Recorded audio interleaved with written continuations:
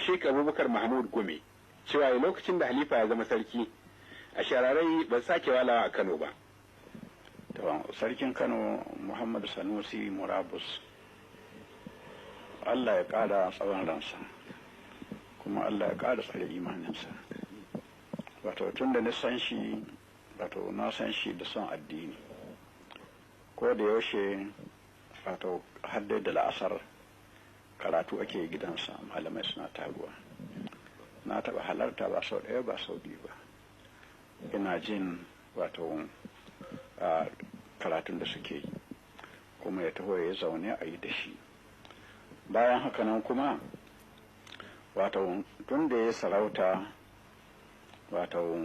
shaitannu a gari ba su koma jin daɗi ba, domin ya hana haɗuwar maza da mata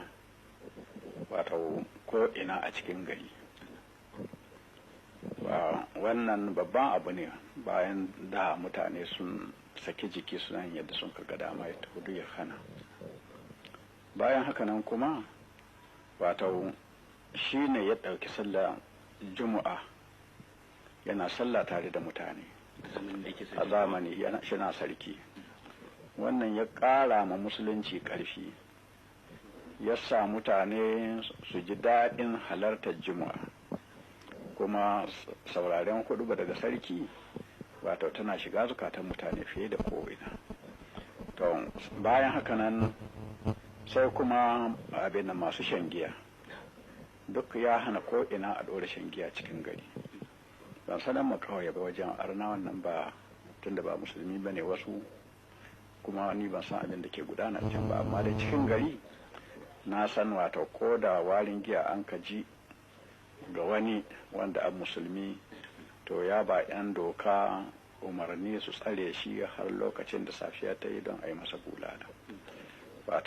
Ya tsaye da addini sosai gwargwadon iyawa, kuma duk abin da ya same shi ya same shi ne saboda addini.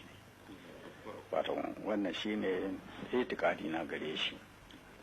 Bayan haka nan kuma akwai wani abu shi ma ina tsammanin kyawun halin da ya gada duka na son addini ya gade shi ne daga Bayero, mahaifinsa.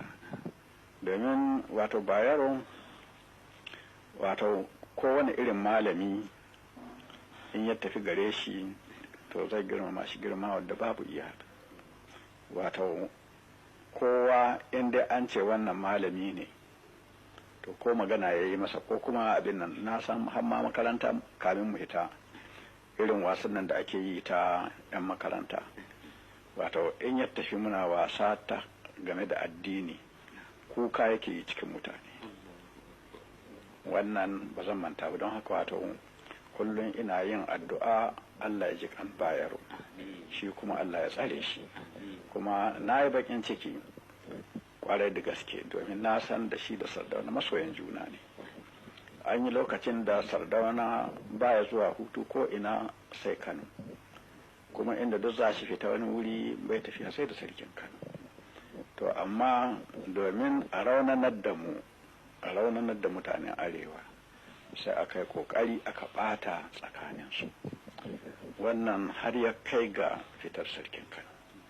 Wannan magana har yanzu in tunata ina jin ciwonta, kuma ina fatar Allah ya gafarta musu su duka. Allah ya gafarta musu Sardauna, shi kuma Allah ya tsare shi, Allah ya tabbatar da imaninsa, har mu mutu mu duka da imani gaba ɗaya. Har yanzu kullum ƙoƙarin nake yi, in Allah ya bani iko in tafi in gaishe shi, in Allah ya so, domin ba ni mantawa da alkhairinsa, kuma Allah ya sa albarka ga zuriyar shi.